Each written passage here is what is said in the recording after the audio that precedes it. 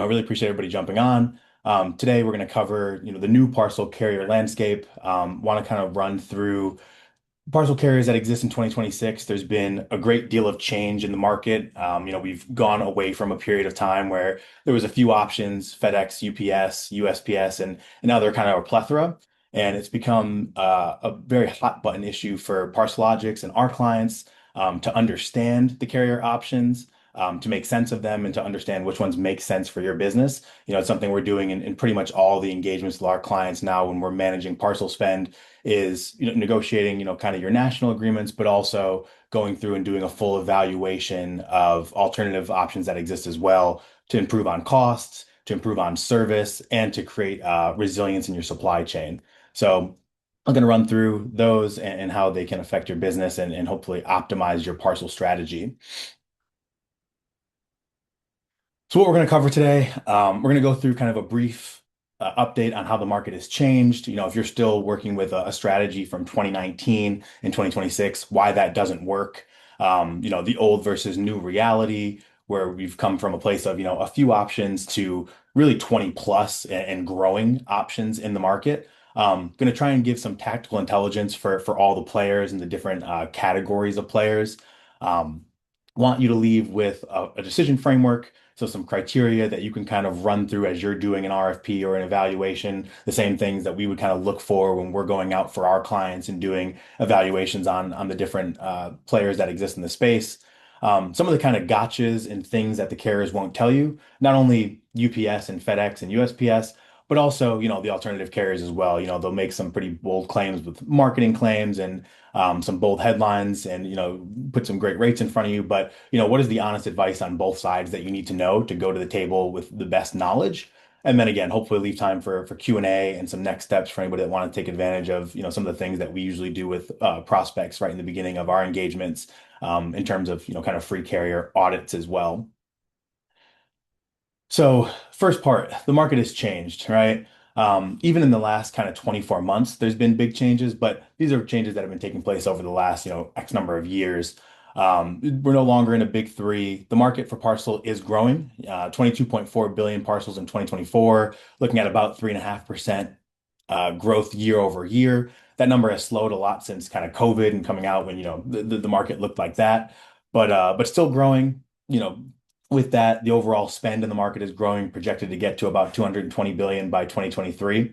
Interestingly enough, even with the national carriers who are the big market share leaders, raising prices exponentially, there has been a drop in revenue per piece in 2024. And so, almost a full percentage point drop in revenue per piece. And that's despite, prices rising with the national carriers, especially UPS and FedEx, at the tune of about 6% a year. And a lot of that drop in revenue per piece is directly attributed to the growth in kind of regional and alternative carrier market share that they're grabbing. So, 23% growth year over year. They're almost moving a billion packages a year. And these are lower cost providers that are really driving some of the lower revenue per piece in the space. So, if you're even in the last few years, things have changed. If you're still using a strategy from 5, 6 years ago, which a lot of shippers are, kind of that single carrier approach. And I'd say even more so than utilizing one carrier is not understanding your options and the other options that exist in the space. You're almost certainly overpaying if you're doing that. 6% yearly GRI, general rate increase, but a host of other hidden surcharges, new surcharges popping up all the time. Well, something we do for our clients every year when the GRIs come out is do an impact analysis for budgeting purposes. And time again, that 5.9% number that is kind of announced truly looks like an increase of anywhere from like 8 to 12% when you bake in surcharges and you apply it to your actual profile. You're talking about a much steeper increase year over year. You're probably underperforming on service. So, single carrier dependency, it does limit speed and coverage options. We're going to get into some of the things that FedEx and UPS have been doing for cost cutting measures as well, trying to right size their network. And with that, we have more anecdotes and more clients coming to us and saying, hey, FedEx or UPS isn't performing as well, picking up from my DC here like they used to, delivering to customers in this certain segment or region like they used to. And so if you're relying on a single carrier, you are limiting your dependence, your kind of options. And most specifically during peak times as well, when capacity is tighter, there's more volume kind of going through the network, you're going to see those service performance numbers kind of slip a little bit. And if you don't have another strategy to optimize on, the next day and 2 day offerings that a lot of alternatives do have now, and that extra capacity that they have, you're going to underperform. And then just general risk, right? When you think about supply chain resilience, do you have that? If something goes wrong during peak, or if there is some disruption throughout the rest of the year, if there is a problem with one of your distribution centers, one of your nodes, and you start to see services slip, do you know where you can go for kind of your next option, or are you kind of stuck? You don't want to be stuck. You want to create that supply chain resilience. Again, even if you're not going to maybe move volumes, if you right now are on this call and you don't at least know your other options and who you would consider outside of your main carrier, that is definitely a problem in 2026. So by the end of this webinar, we're hoping to help you identify anywhere from maybe 3 to 5 carriers that you should be evaluating based on your shipping profile. When ParcelLogix does engagements and RFPs for customers, we're typically going out to the market for maybe a few more, but you should at least be able to understand and identify, 3 to 5 carriers. With that, you'll be able to save 10 to 25% by optimizing that carrier mix without sacrificing on service, and in a lot of cases, even improving service. Want to call out again the kind of gotchas and the hidden costs that carriers won't mention in their pitches on both sides of the table, nationals and alternatives, and give you a framework to help you evaluate carriers for your business that you can kind of take with you as you're going through and doing your evaluations. So part two, the old world versus the new reality. So the old world, right? It was pretty simple, but it was also expensive. If you go back like 5 years ago, you pretty much had a few different options. And the big three kind of dominated: UPS, FedEx, the post office. They leveraged network scale. So they were the guys that could get to all of the US and beyond. They had kind of nationwide ground and air networks. And then, of course, the post office, their kind of legal national mandate to cover every single address was kind of your one shop that you could go to for all your needs. Um, there was a reliability premium. So if you wanted to get above kind of 95, 96, 97% on-time performance, you were only going to get that from the national carriers. The providers, the alternative providers that were stepping into the space, they just couldn't match consistency. There was a dip in service performance. You could expect, you could kind of look at it as, okay, I'm going to save some money, but I know I'm going to sacrifice on service. And you just kind of had to make that trade-off. And then institutional inertia as well. If you were going to look at another carrier, you needed heavy IT resources for IT integration, ops retraining, and it was a pain in the ass to kind of get things to fit in the warehouse and to work with those different organizations because they were so new. And then you were taking on risk, right? The classic kind of adage that nobody gets fired for sticking with FedEx and UPS, that kind of rang true. But if you brought on some other carrier and things went, catastrophically wrong, well, then the finger was going to be pointed back on you. And so it really just wasn't worth the risk. And because of that, most shippers stayed put. Um, and so, back in 2019, limited coverage, poor tracking, poor tech, longer integration cycles, and worse service were just not enough of a reason to make the switch. What are some of the things that have changed? There's been massive changes, some smaller events mixed in here, but some of the really big things is if you go back, 5 or 6 years, as Amazon is building out their own network, Amazon Logistics delivering uh, packages for Amazon customers sold on Amazon, those numbers have shot up. They've become one of the kind of biggest players in the space when it comes to overall market share and just delivery. That volume, some of it's going to UPS and FedEx, others is getting pulled away from UPS and FedEx. You see UPS and FedEx look at some lightweight packages and kind of take a step back from lightweight packages as so much additional volume is going through the Amazon network. Um, in about 2021, 2022, we start to see the regional model, which is where really alternative carriers existed, begin to go national. So that happens first with LaserShip and OnTrack. They merge to kind of create West Coast and East Coast combined coverage that covers about 70% of the US population across 35 states. That kind of sets a new standard for what an alternative carrier can look like. It doesn't necessarily have to just be this regional player really specialized in an area. It can start to have some transcontinental coverage. Another huge one to mention is over the last 4 or 5 years, how tech has leveled the playing field. API integrations, real-time tracking, and multi-carrier platforms have made switching really easy. So those IT resources that you needed to kind of pull from other projects for months at a time to get an integration done, that has been sped up really, really quickly. If you're using something like a multi-carrier platform, most alternative options already have direct integrations kind of set up. So it really becomes a little bit closer to a plug and play for most options that you're considering. And so just the technical debt necessary to get it done, much smaller. Surcharge fatigue hits critical mass. We mentioned the 5.9% GRI and how that translates to real increases somewhere in like the 8 to 12% range. We've noticed from other shippers, and I think you can see it on social media if you follow anybody on LinkedIn who talks the parcel space, you can feel the general anger over the last few years around these increases. I think people have been taking them for so long, and volumes have gone up so much since COVID that people are really recognizing just what that impact is. And people are quite generally pissed. We have a lot of shippers come to us to start the engagement right after a GR is rolled out, and they kind of see that first month or second month of the year of billing, and they can't believe how costs have gone up so much. They actually can't even identify why have my costs gone up so much, to start the year. And so, people are getting upset. It's been kind of quoted that about 65% of shippers are now seriously considering alternatives. One big reason being, the massive cost increase is, and then we've seen UPS and FedEx kind of call their shots over the last 2 years. Some of this language they've echoed for a while, but the talk tracks on their earnings calls have been pretty consistent that bigger isn't always better, and they're not always going to go after more volume just to try and win more business. They're going to focus on that high margin volume, and that's really where they're going to lean into. And they're going to be okay with losing a little bit of that market share to some of these players if it means maintaining those higher margins. And so all of this kind of comes together to create, the world that we kind of exist in now. Excuse me. So now, we have 20 plus legitimate options listed here. Honestly, the number is even higher and growing. Every month or so, you kind of see someone else doing a last mile delivery play. And more options is great for more competition.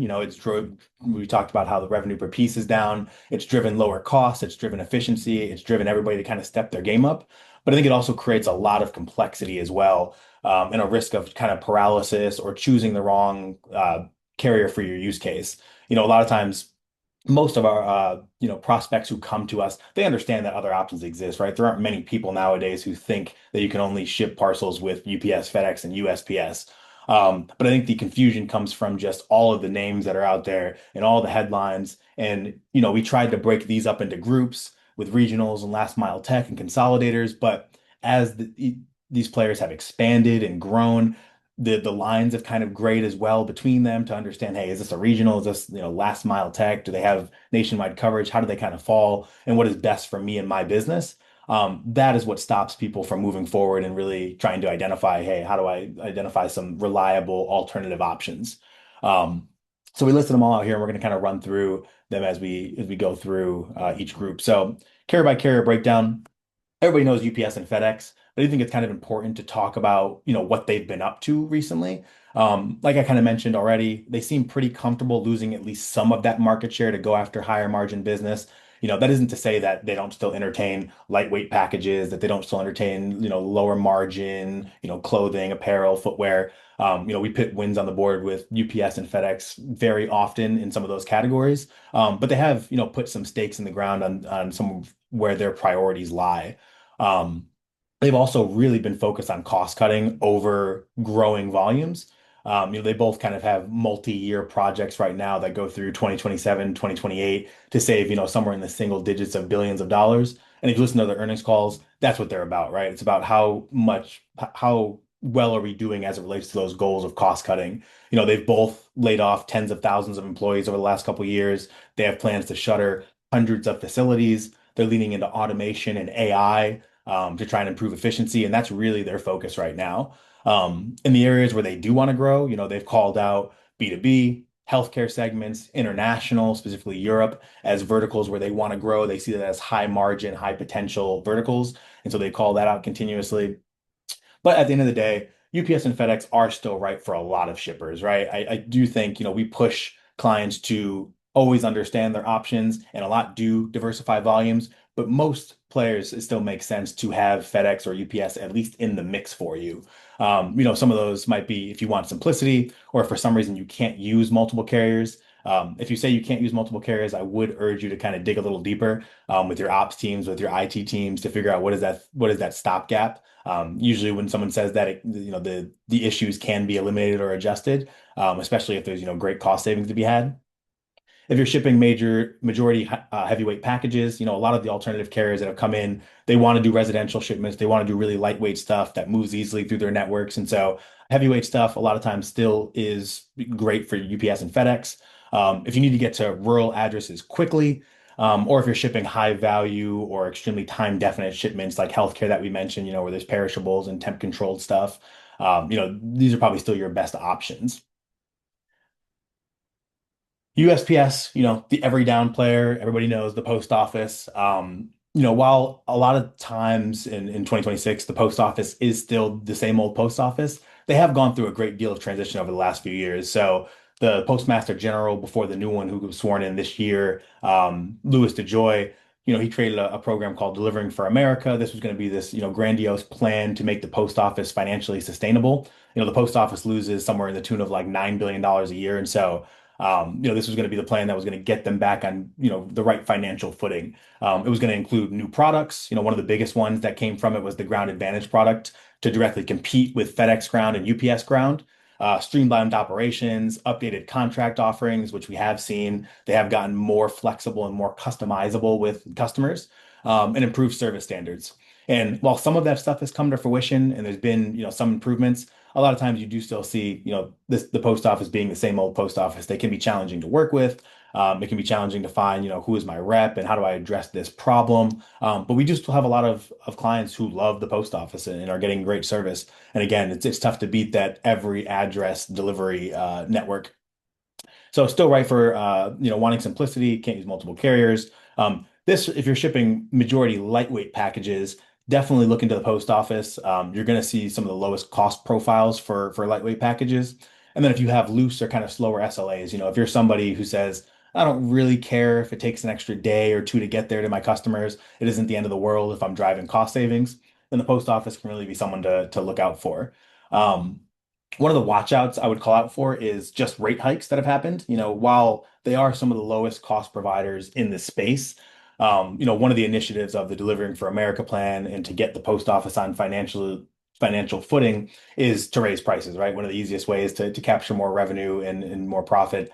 And so in 2025, we saw a lot of their services take some pretty steep hikes to kind of get even with the market. And in 2026, kind of same story. So interesting to kind of watch out how that plays out and if these higher rate hikes continue to happen or if they slow down as they kind of level out. And then the plans of just, what's been announced, can they make good on some of the promises? It still kind of remains to be seen. Have seen some updates, but, more to come. Amazon Logistics, wanted to mention them here just as kind of the disruptor that they are. They're kind of their own separate beast, right? It's really going to depend on how much Amazon business you're doing. This is kind of, I have it mentioned in here later, Amazon Shipping, which is kind of a separate arm, which is kind of non-Amazon volumes, kind of operates like a normal alternative carrier. But Amazon Logistics, the big player, the big market share, that is, Amazon volumes as we kind of know Amazon volumes to be. And then the first group of alternative carriers, we're calling these kind of first on scene because these are some of the longest standing players are regional players, right? That started kind of the first alternatives to kind of pop up in the space to compete with the nationals were these kind of very regionalized, specialized plays. So longest standing carriers, pricing will be some of the strongest in the coverage areas that they serve. So will the actual service. But we have seen now in 2026, with them being some of the first movers to the space, some, not all, have not truly adapted to, I think, some of the tech experience, the customer experience, and the delivery experience requirements of the modern shipper. Not to say that the tech is bad and it's not getting better, but some of the players in the last mile tech space have really leaned into the delivery and customer experience, where the regionals are still, getting packages there on time and at a great price. But what visibility do kind of my customers have? What do I have into the process? What do I have on the data side on the back end? They can be lacking at times. And the most important exercise I think to conduct when considering a regional is making sure you're running a comparison of their coverage network versus your shipping profile. A lot of these guys say kind of full coverage, but once you actually run it against your profile for the actual zip codes that they cover, any weight limitations, residential versus commercial shipments. These guys still prefer residential shipments. That pool of kind of eligible volumes is going to shrink. Um, so just something to keep in mind to make sure that you fully understand kind of what they're going to support from your volumes. So some of the strength, highly specialized in the areas that they cover, residential specialization with minimum to no surcharges. And then one other thing we've noticed is they're really willing to do custom solutions for shippers that meet volume commitments. So, if you can kind of give them density, they will go out of their way to kind of give you some custom solutions that fit your business, whether that be, daily pickups, if you want to inject in for a lower price. If you need, the pickup structure to be a certain way, they'll work with you. They'll get creative. It's easier to be a higher priority customer for some of these alternative options than it might be for UPS or FedEx, where they're dealing with, hundreds of thousands of customers. And then what to watch out for, the advertised coverage might not be your coverage. The tech can lag. And then commercial shipments, if you have a lot of those, they might not be attractive to regionals. The last mile tech guys, these are some of the kind of rising contenders. These are some of the newer players in the space. With that has come, rapid expansion, and they're really looking to create a new delivery experience. They're really big on, the customer experience, the delivery experience, not just getting packages there quickly, but giving you some of the other features that you might expect from like a UPS and a FedEx. They're typically pretty asset light. They use gig drivers, which allows for kind of flex driver capacity. This is allowed for that rapid expansion that you see, and I have a slide in here covering kind of zip code coverage. You'll see how much these guys have grown, but it allows for some of that rapid expansion at lower costs. One thing to call out with these guys is customer concentration is still very high since they're still very new. So think like TikTok Shop, think like some of the largest US retailers. And with high customer concentration, that does create some variability in their density, their routes. And so just something to keep in mind, one customer leaves for some of these guys, and how does that change their economics? Very important to ask those questions when you're working with, the last mile tech and really all the alternatives. But some of their strengths, even though they're newer, they've already gotten network coverage that a lot of them covers greater than 60, 70% of the US. They have that same residential specialization with almost no surcharges or very minimal. And then the improved tech features versus a lot of the rest of the market. But again, unpredictable customer concentration, rapid expansion, and very low prices. I think it begs the question of, are these guys bleeding cash? Some of them are very new. Pandion was a great example last year of a last mile tech provider that people were really excited about. Oh, it has all this, routing capabilities and unique customer delivery experience stuff. And then it closed its doors almost as fast as it kind of came on the scene. So very important to also ask, about funding and how these guys are financially backed as well as you're going through and vetting. And then again, commercial shipments may or may not be super attractive. And then kind of others, there are more players in the space. So DHL e-commerce is, a really long-standing player to highlight. They are the kind of the US e-commerce leg of DHL, one of the largest logistics companies in the world. They're the largest postal consolidator. So they partner up with the USPS to do last mile delivery. And that allows for them to have that delivery coverage to every US zip the same way that the USPS does. OSM Worldwide is the same thing, another major USPS postal consolidator.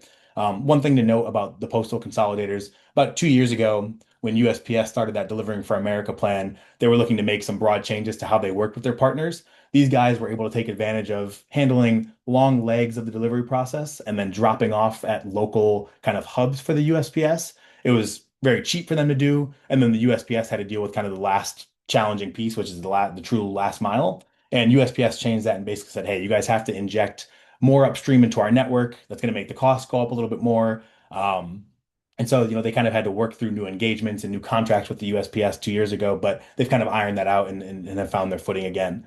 And then Amazon shipping, kind of touched on it, a separate leg from Amazon logistics. This is a newer entry to the space. This is Amazon's attempt at handling kind of non-Amazon volumes the same way that some of these other providers would. So they're going out and trying to win business, whether you're an Amazon shipper or not. New to the space, but they're able to take advantage of Amazon's network, including like their lockers and everything like that. And so they get also that broad US coverage as well. And then others, right? There's I listed a few here. Truthfully, there's even more, but Better Trucks, DoorDash and Uber Direct, Roadie. If you're working with a 3PL like ShipBob or a host of others, you'll find that they might offer last mile. And at this point, it kind of feels like, everybody wants to throw their hat into last mile. even your neighbor's kid who's learning to ride a bike, he'll probably at some point once he gets the training wheels off, want to start delivering packages on that bike. And so I'm sure more to come. And if we look at this PowerPoint 6 months from now or a year from now, there'll be even more to list that are legitimate contenders. With that said, I kind of mentioned, excuse me, that coverage is growing. So this is looking at just zip codes from 2024 and then current zip codes today. One important thing to note about the zip codes are, they probably represent a higher percentage of the US population. So on track, as an example, being at about 12,000 zips, they cover like 75% of the population because a lot of those zip codes are major metro areas, high human density where people actually live. And so a lot of these are covering, a broad range of the US. But you can see in the last 2 years, some of these guys are up, 3 or 5 or 7%. Some are up as high as 1,100%. Some of the newer entrants to the market.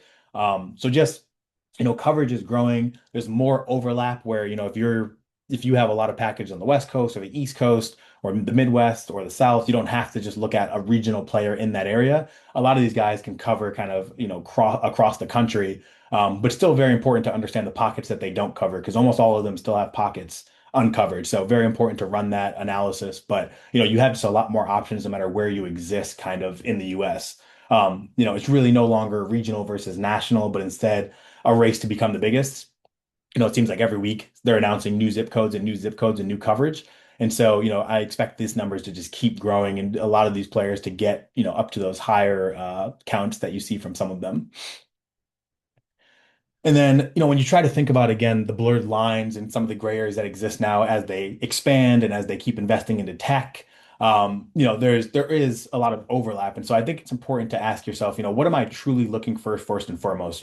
Like I want to save the most money, yes, but then what else matters to me? Do I want maximum coverage? Well, I'm going to want to look at some of the providers listed here, right? Amazon, who has it, On Track, SpeedX, GoFo, DHL, and OSM, who cover the entire US because of the relationship with the post office.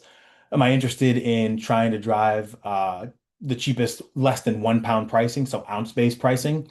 There's some players who have that. Some players who lead with tech. I do want to call out, where it says like best tech as an example. It doesn't necessarily mean that the tech is bad for the other providers, but there are some providers who just really lean into the tech that they provide, whether it be your own portal or customer portal or ability to get data, your invoice data, your tracking data, et cetera, to see shipments in real time and where they are for your customer support teams. That is what we're highlighting here. Do you want specialization? So do you want to partner up with somebody? You say, hey, I really do only deliver most of my packages to the East Coast. I'm in the East Coast. I deliver mostly to the East Coast. Well, you might be best suited to, lock arms with someone like CDL on the East Coast, who, really has that specialization where most of your customers are. Or, the customer and delivery experience. Again, do you care about things like the best visual proof of delivery? Do you care about geofencing for improving address accuracy? That was a big thing for one of our clients recently. They said, hey, our customer support teams get a lot of field a lot of requests for, this package was delivered to the wrong spot or I can't find it. They really wanted somebody who, takes three visual proof of delivery photos, one of the door with the apartment or house number on it, one of the package being delivered, one of like the general area. Okay, well, fine. Who does that, right? So that's what we're kind of talking about when we think about customer and delivery experience. And so, you're kind of trying to strike a balance. You'll see some names mentioned across categories, but, you really have to ask yourself, what is most important to me? Do I want the fastest speeds? Do I want to have one player that can kind of cover the broadest amount of the US for me? Do I want to try and achieve best pricing? Do I want a specialized partner for, a very specialized subset? You want to strike that balance amongst the providers. And again, a lot of overlap in the value propositions. So that was kind of a carrier by carrier breakdown, but also want to get into, some of the decision frameworks that you can use when you're evaluating carriers. We just kind of talked about, what they lead with, but also what are some of the questions you should be asking and you should be looking at when you're looking at your profile.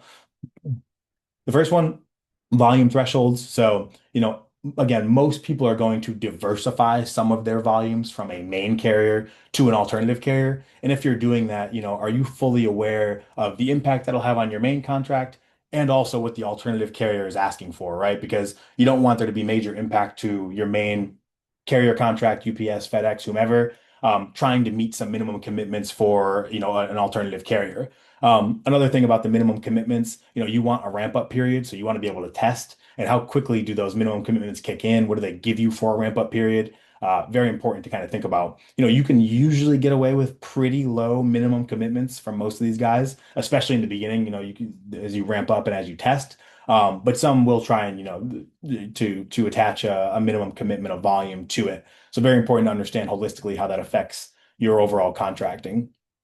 The geographic footprint, right? Are you aware of where most of your packages are actually going? You probably know where your DCs are, obviously, but do you know where your packages are actually going and where you can get the most kind of impact, um, for the number of shipments? Also, the service performance. If you're unaware of how your main carrier right now is delivering to different geographic footprints, you're gonna have a challenging time understanding where you might be able to improve your SLAs, your service performance, if you're not already aware of that service performance. It's something we do with our clients. We track, tracking times from the major carriers to understand lates, on times, exceptions versus the numbers that they tell you, the true numbers.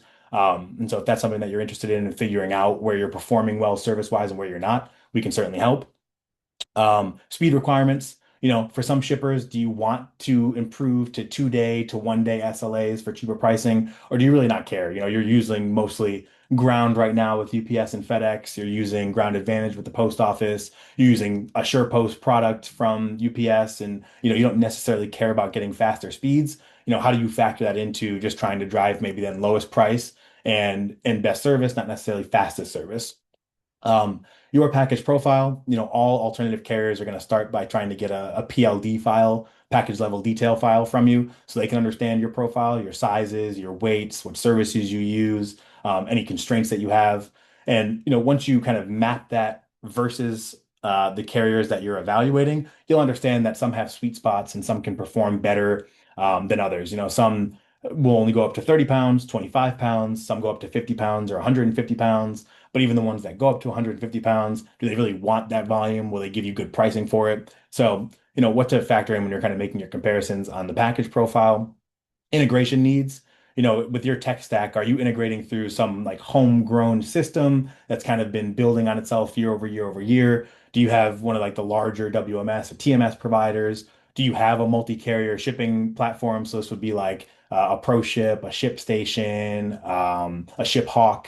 If you have that, a lot of these players are already going to have the direct integrations, and so you might say, "Hey, I don't really have IT resources to do, some really long, drawn out integration. I'm going to look at what carriers already have direct integrations through my shipping software provider."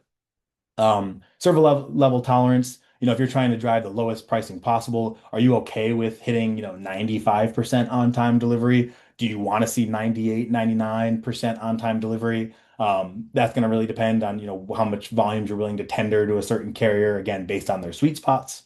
And then the risk tolerance. I would say that most shippers should not have the risk tolerance for a single carrier strategy. You should at least be diversifying some volumes away. But there is risk on the other side of the coin too. Sometimes shippers are interested in having three, four, five, six carriers, and there's risks involved with that too. There's warehousing risks, there's routing risks. It becomes just more of a challenge to manage. And so, how do you find that balance between a strategy that creates resilience, but also doesn't overwhelm your logistics teams in trying to manage those relationships? So a couple just kind of examples and case studies. This is a real recent case study for a larger footwear and apparel client of ours. Um, Before we worked with them, they had a single national carrier. They're doing about 333 packages a month. I think that's like 4 million packages a year at about an average cost of 11.40 a package, annual spend being 45.6 million, and an on-time rate somewhere around 95%. After, we got them on a three carrier diversified mix. So they actually brought in another national and then an alternative carrier as well for some of the volumes. Same packages, obviously, per month. Got the average cost down to 960 per package, which is a little over $7 million in savings, a 16% cost reduction, and was able to see a 2 percentage point improvement in on-time rate as well. So no sacrifice to service and also driving deep, deep cost savings. This is not atypical at all to be able to do this and looking at alternative carriers and as long as you're picking, the one that's right for your business. Couple other examples. So let's say you're an e-commerce brand with one single DC. You're doing 15,000 packages a month. You have an East Coast distribution center. Average rate is a pound. And you have another side. Your main initiative is to achieve the highest savings possible. A recommended strategy might be onboarding with UPS or FedEx, kind of for your main carrier for packages that are outside of the East Coast. That'll allow you to maximize discounts on your main contract. Because at 15,000 packages a month, you're not the biggest shipper. And so you want to kind of leverage that volume going to one player to achieve max discounts. But at the same time, you can also kind of bring on a specialized East Coast carrier for everything maybe shipping to your East Coast customer base. So those customers are going to get great SLAs and you're going to drive cost savings for that bulk of shipments.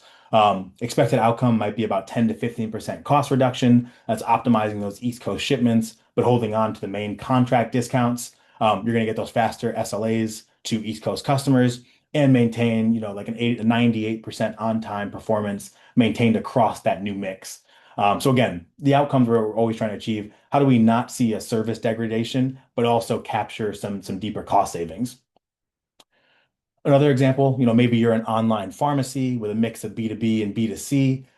You're bigger, right? You're doing 100,000 packages a month. You've got distribution centers kind of across the country. Your average weight is 2 pounds. And you also have another initiative of kind of a time to customer metric. So, big goal for your organization is to get packages as quickly as possible to customers. These are perishables, these are prescriptions. If they spoil, they're ruined. So, you want to improve that time to customer metric. Well, a recommended strategy might be to use UPS and their UPS healthcare segment for refrigerated products, for expedited shipments to rural areas. So you're taking advantage of like 2 day air, next day air for those shipments to make sure that they get to those rural areas before packages spoil. You might use the post office for non-urgent lightweight packages.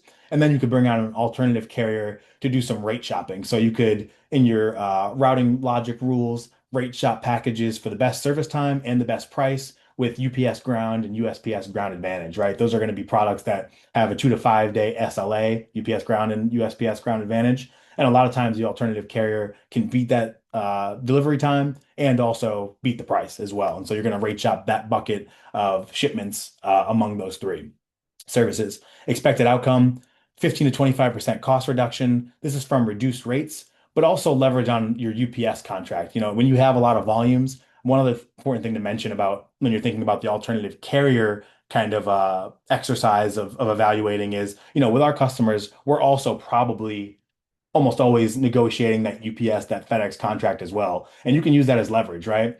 A lot of times customers will say, we've been using UPS, and UPS knows that we used to be with FedEx, but something went terribly wrong. And so I don't know if they're going to necessarily believe that FedEx is coming in to bid on the business and that we would really consider FedEx.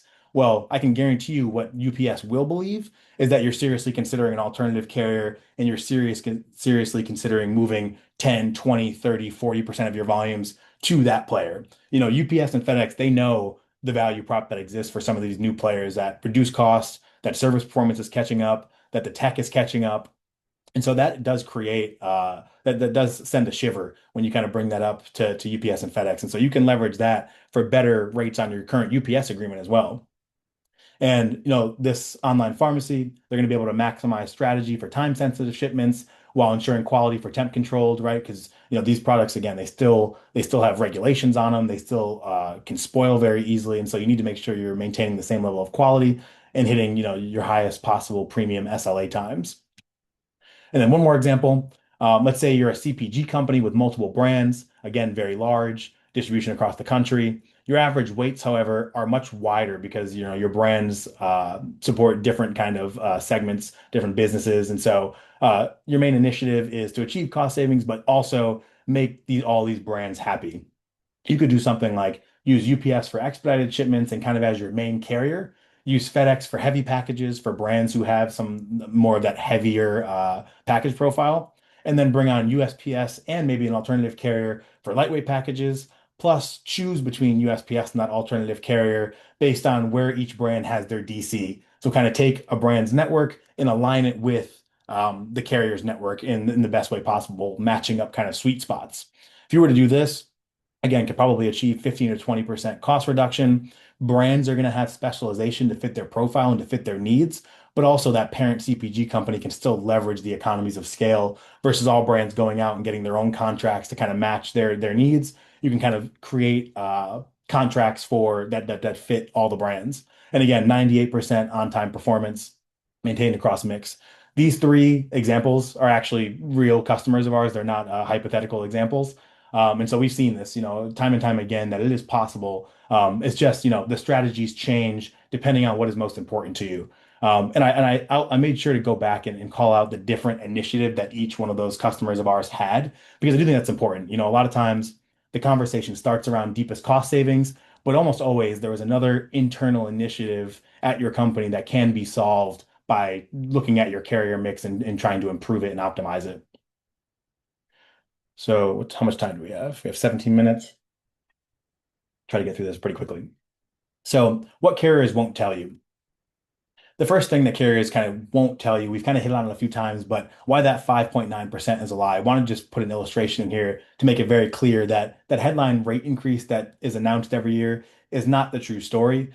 These are some of the most common surcharges from FedEx, residential surcharges, delivery area surcharges for packages going to rural areas, additional handling surcharges. Most shippers are getting hit with some, if not all of these. And if you look at this year versus last year, almost all are up higher than that 5.9% number that's announced. And if you look since 2024, some of these are up astronomically high compared to where they were 2 years ago.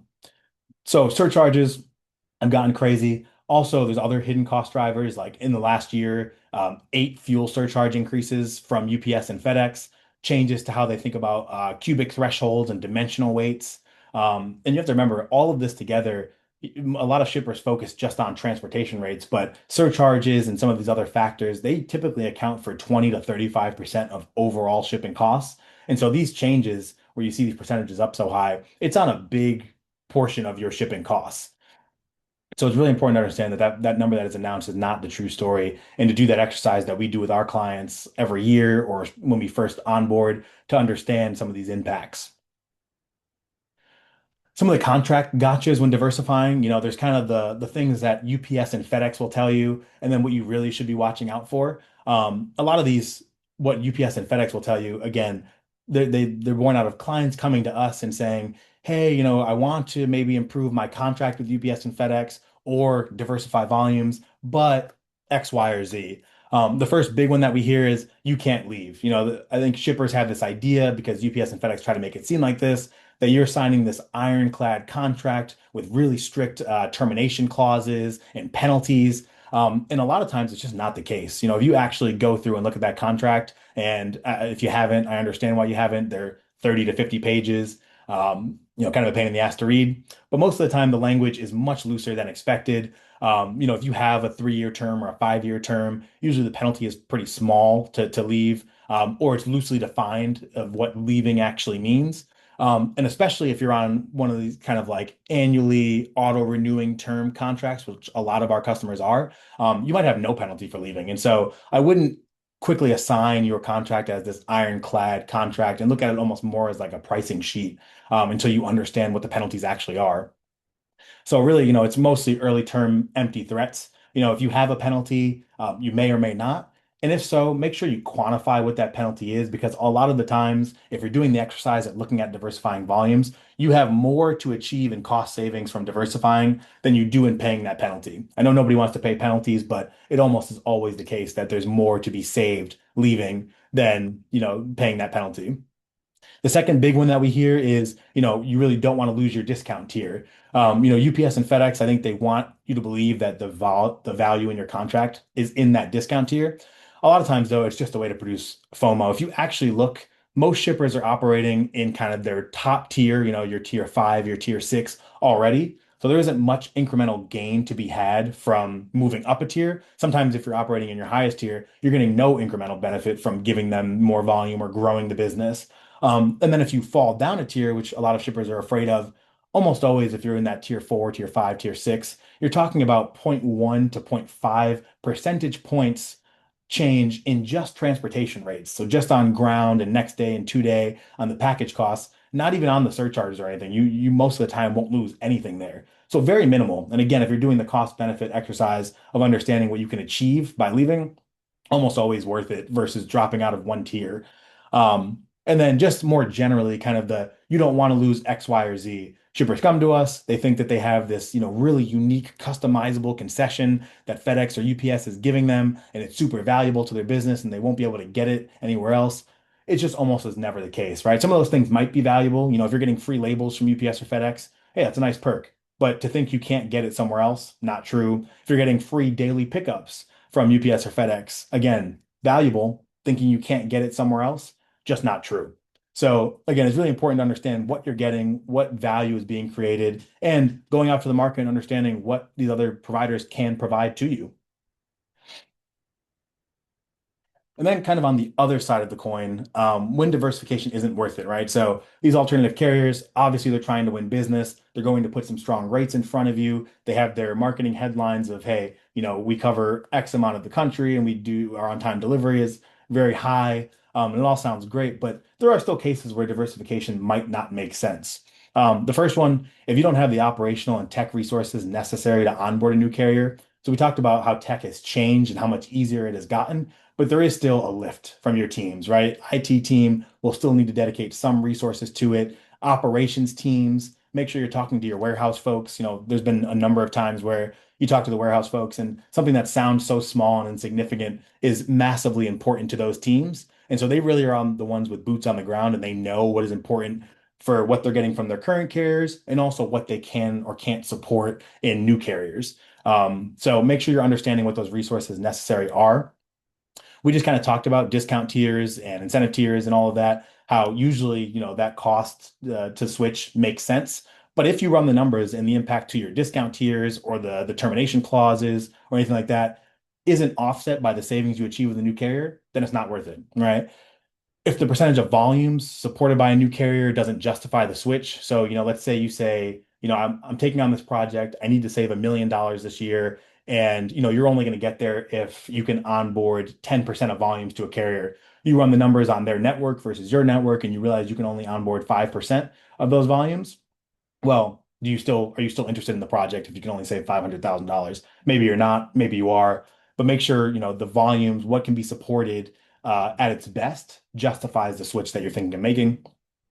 If your volume is under $1 million annually, a well-negotiated single carrier deal may still be your best option. So, sometimes we talk to shippers and they're at, $600,000 a year and they're interested in, bringing on three, four, five carriers and trying to specialize and do all these things. And you might be able to support it, but one, it's going to be challenging for your logistics teams. And two, you're probably shooting yourself in the foot by just not having one main contract that has, taking advantage of the highest discounts possible.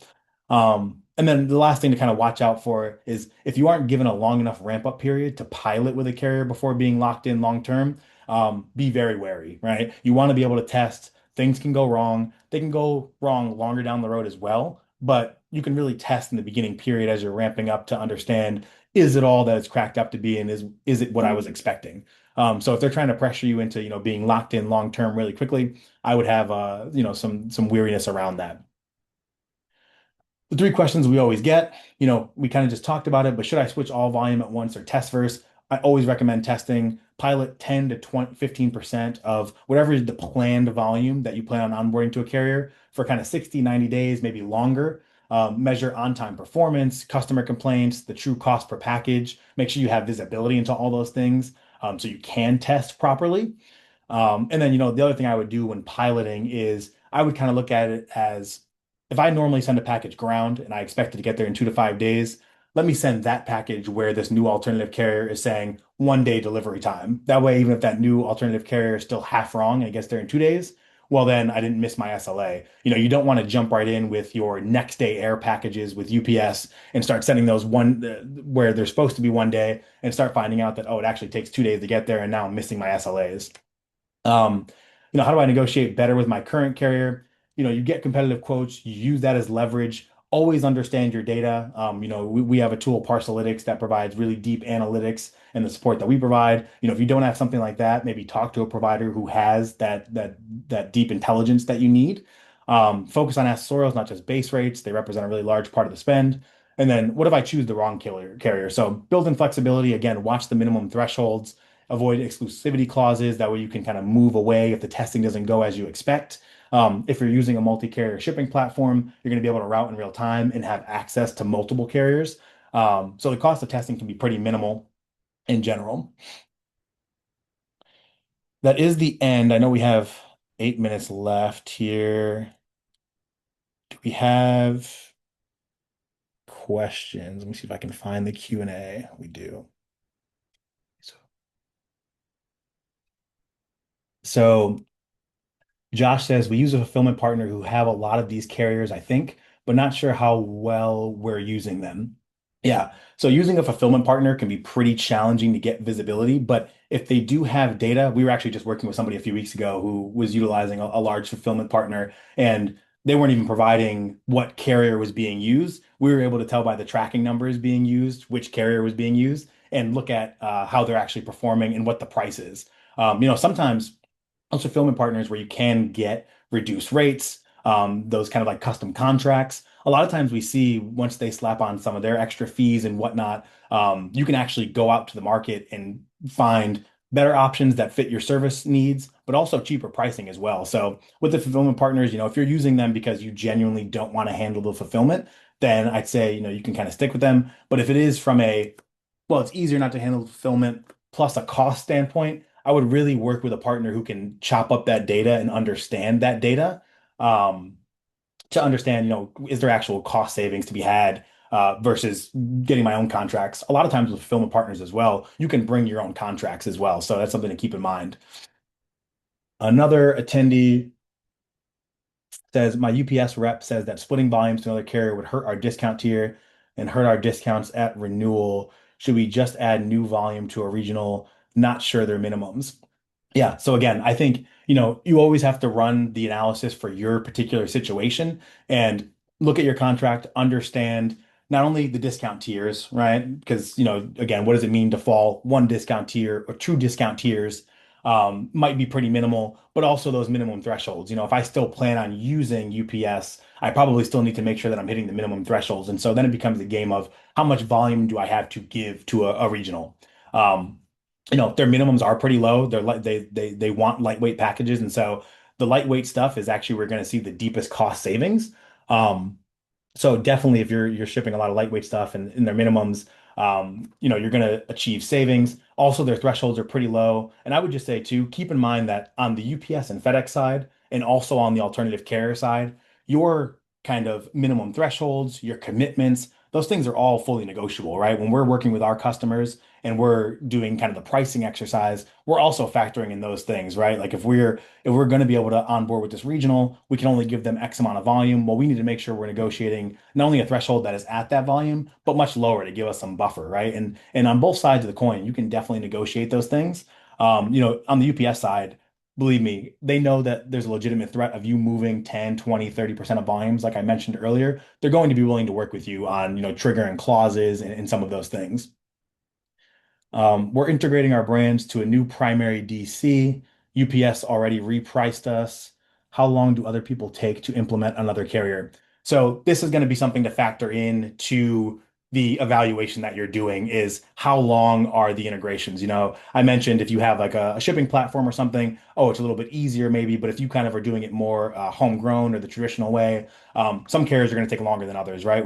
I kind of highlighted those carriers who have better tech. Those integrations are going to be much faster, right? Maybe a few weeks. Some of the ones with slower tech, we've seen it take, a couple of months, honestly, and have some horror stories of a few months. And so, what I would say is if you want to talk to us and we can run through some of the options you're considering, we certainly have some inside information on kind of just how long we've seen it take, but it really is case by case dependent. But if you want the best chance, lean into some of those providers who have, the more enhanced tech, or try to go through a direct integration with another provider like a shipping platform or a WMS, et cetera. I think we're almost at time. Let me try and refresh the Q&A. Yeah, so I think I addressed all the questions. We do have 3 more minutes if anybody else has another question. If not, like we mentioned, this is going to be completely sent out.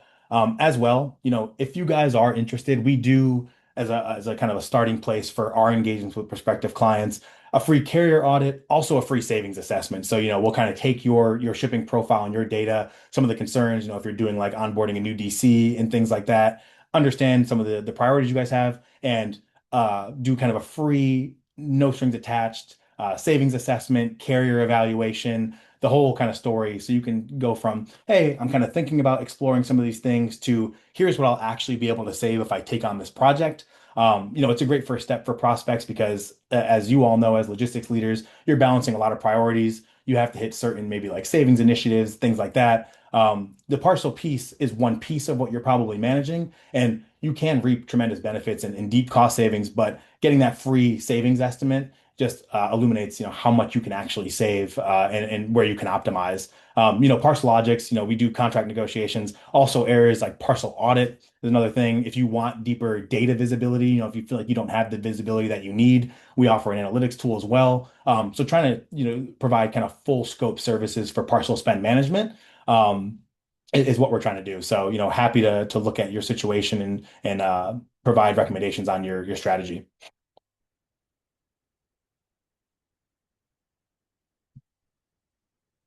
Maybe got one more question.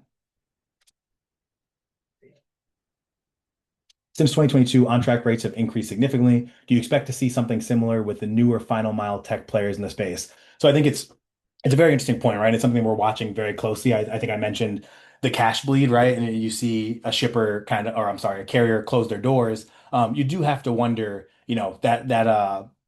those really low prices, the expanded rapid coverage, what does that mean for their books? I think it's really important to ask about funding, about backing, and also watch for carriers who are expanding more strategically. So even with the ones who are achieving that rapid expansion into 60, 70, 75%, some have done it slower and more strategically than others.